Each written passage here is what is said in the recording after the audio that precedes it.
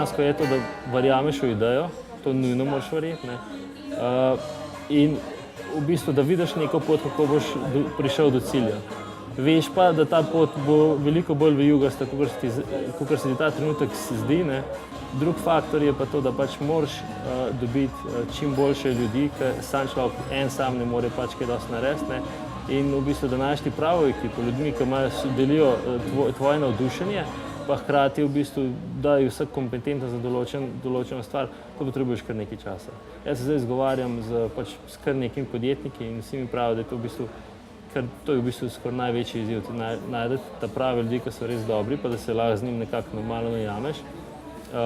In da v bistvu nekateri rabijo, recimo, da če v 3 letih uspeš sestaviti dobro ekipo, je to kar v redu, ne.